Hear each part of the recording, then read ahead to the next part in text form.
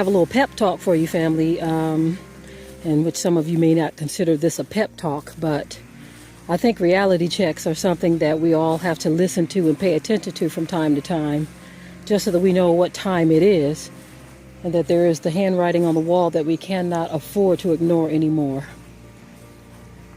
I know for the most part, so-called black people are not really paying attention to what is happening in the world today. Now, many of you say, well, I'm paying attention. You're paying attention. When I say for the most part, most of our people, I'm talking about our families, in which we know when we go to our family gatherings, and when you go and you see your co-workers and you see our people at the shopping mall or wherever we may see our people, most of them are not thinking about or focused on what is about to happen with the economy. As a matter of fact, if you even try to bring up the subject of what we must be doing in preparation, usually you get a quick changing of the conversation because they don't want to hear about it, don't want to talk about it. I think too much of our focus is on things that don't matter. Social media has clouded our minds to the point where we're antisocial with one another. Yep, antisocial with one another. And that attitude, I believe, is brought on because most of us are connected through social media. Most of the people that contact our ministry is because of social media. Most of the people who know you that are listening to me is because of social media. When you look at most of our friend list, we have thousands of friends. And none of these people do we know personally, on a personal level. And so because the world is so social media driven, we tend to have more confidence in our friendships on social media than we try to develop interactions with people in person. And as a result, we've taken away each other's humanity. I love family gatherings. I love getting together with my people. That to me is a wonderful feeling, but the problem we're having now is because so many people are into social media and less into the person. What we tend to do is dehumanize each other because you're just a name or a face on a computer screen or on a mobile device. And that's how you know the person, and so therefore you don't consider that person's daily life. But this cloud of social media has created other problems and issues as well. Even though information is at the touch of a button or the click of a mouse, social media is so swamped with celebrity news, foolish news, garbage news. It's so packed with things that don't matter, to the point where the news you need to be focused on is going right over your head.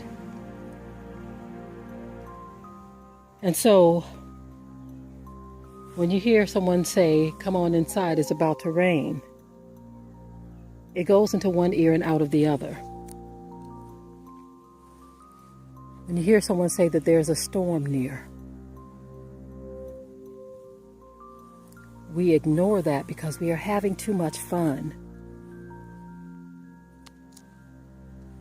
If some of us only knew, if you only knew what lies ahead, what you do today would change drastically. See, the problem is because we don't know the future, we tend to push certain events down the road. We hear that this is going to take place and that's going to take place, but in our minds, we create a safe zone, which is a false safe zone, because we can push things a year down the line, 2 years, 5 years, or not even in our lifetime. So certain things we can't even imagine happening in our own lifetime. But look, family, even as I'm standing here, the quiet, the calm, the serenity, can be interrupted so fast that it would blow your mind. We get too caught up in the moment, and we think that these moments like this will always be here. Don't underestimate the storm that's brewing. Too many people are underestimating the storm that's brewing, and they think that they have time. They think that they have time to play around. There is no time to play around, family. Tomorrow is not promised.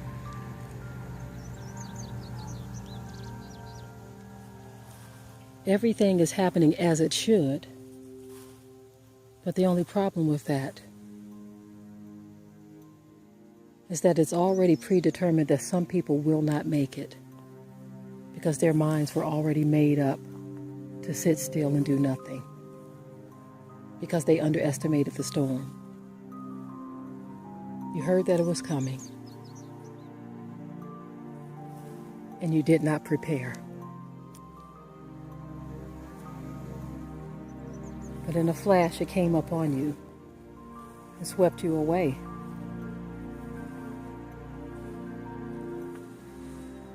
Listen, family, I know that it's easier said than done to mobilize yourself for what is going to take place. But this is why the cry has been made so many times for people to get themselves together. The scripture says, as it was in the days of Noah, it's going to be like that in the end too. But see, here's the difference. In the days of Noah, he was the only one crying aloud, telling the people that it's about to rain, that you need to prepare yourself. The people laughed, they mocked, they scorned. And Noah continued on. But then the rain came and swept them all away. In today's time, the difference is you have a lot of voices crying out in the wilderness, telling people that it's about to rain. Gather yourselves. Prepare yourselves. Make haste.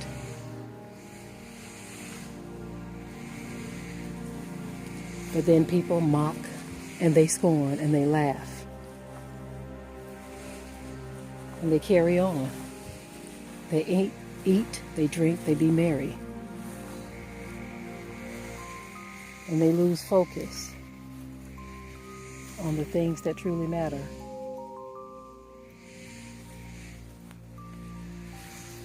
I know that there are things that are happening in this world that draw our attention, and that some things are a distraction.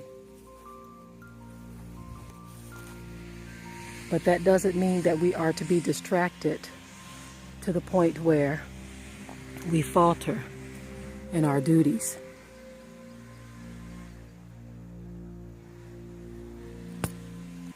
Your mind should be able to focus on more than one thing.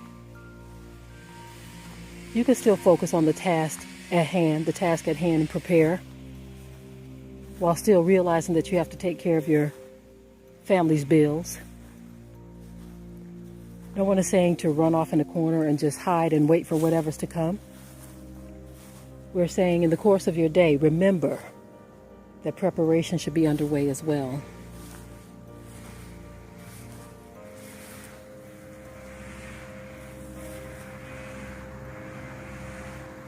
I wonder what those are. Kind of reminds me of, wonder if that's a raspberry bush. Kind of hard to tell. I'm no expert in these things.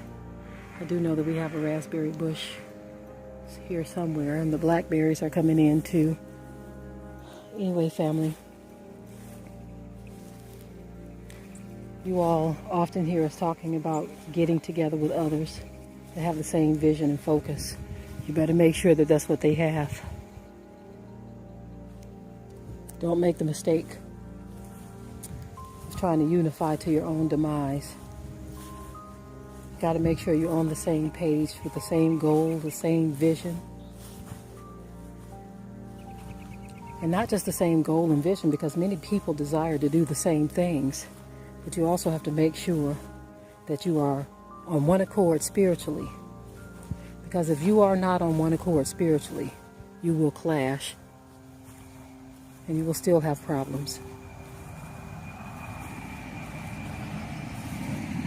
If you're paying attention to how number 45 is doing things, this current administration is no joke. No laughing matter at all. While he's playing footsies with Kim Jong-un of North Korea, talking about what a great friend he's found, there's something else brewing, and I'm not even sure he's aware of it. Seems like he's unaware of many things. He's just a puppet. There are others pulling the strings, in which many of you already know this. But regardless to what has taken place on Capitol Hill, in Washington, D.C., and all the government offices around the world, your duty is to you and your family. What are you doing to secure your family? Okay, family, I know that many grow weary of these conversations because they don't know what direction to go. They don't know which direction to turn.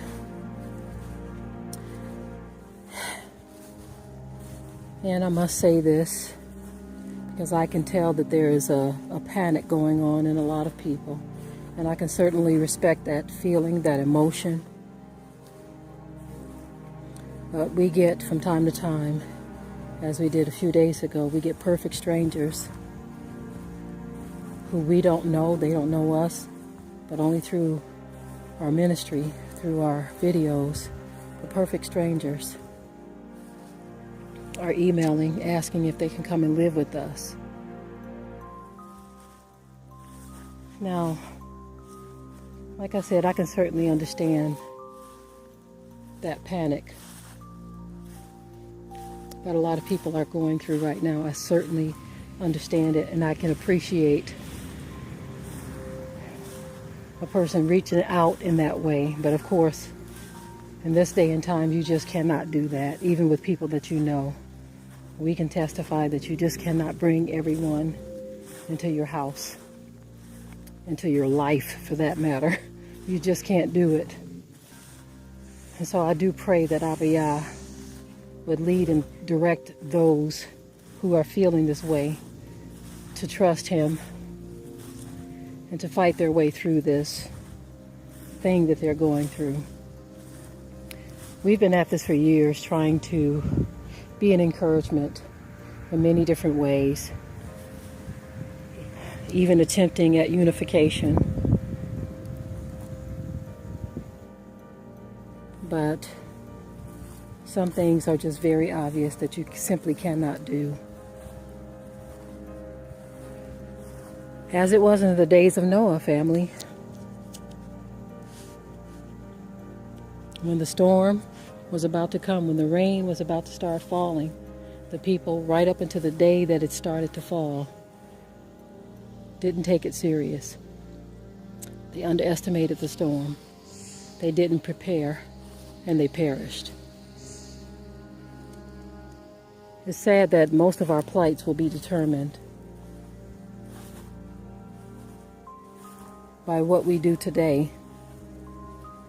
I like to look at things like this, even if things don't look promising. Look at today and say, well, right now I'm alive, I'm breathing. I have right now to think, to pray, to do. You can't just be a thinker or a talker, but you have to be a doer. I spoke about a brother who had a desire for something because he had the desire, and he was putting himself out there that the door opened for him and someone blessed him with the thing that he desired. I see a lot of testimonies like that where when you put yourself out there and you make the necessary moves that you are supposed to make and you don't give up, the Most High will send someone to open the door for you.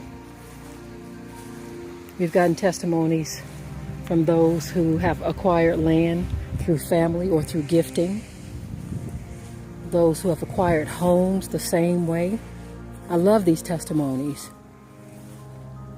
One brother got a trailer for his farm. When I hear things like this, I say, Abba Yah, he definitely takes care of his children when they trust him, they believe him, and when they put forth the effort, because faith without works is dead. I don't like to cause you to fear, family, but sometimes the reality checks are necessary, because just because we decide to ignore something, just because you choose to ignore the handwriting on the wall, doesn't mean that things are going to go back to normal. Because we don't know what tomorrow brings. We don't know what tomorrow holds. Next week, we don't know what that's going to be like. We don't know what next month is going to be like. We like to think that all is well and that we don't have anything to worry about. But we must be realistic, family. It's unfortunate that most of us, we don't have people that we can trust or depend on. A lot of times people, they want to come around you to use you. And when they can't get what they want from you, they turn on you. And so many of us are faced with that. I get those testimonies too. People turn on you when they can't use you. And so I know we don't want to think about those things. We don't want to believe that some people's whole focus and goal is to find who they can use rather than who they can help.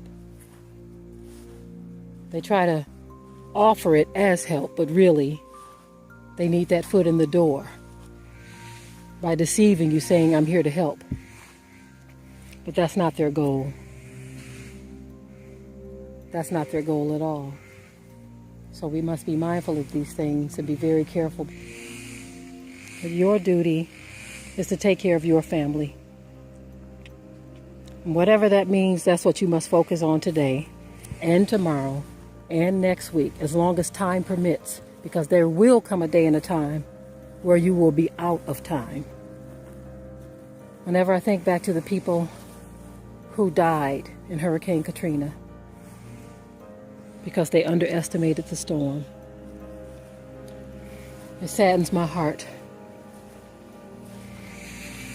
Especially for those who were offered ways out, but they decided to ride it out to their own demise. Now we know every story is different. Some people didn't have a way out, but there were those who did have a way out.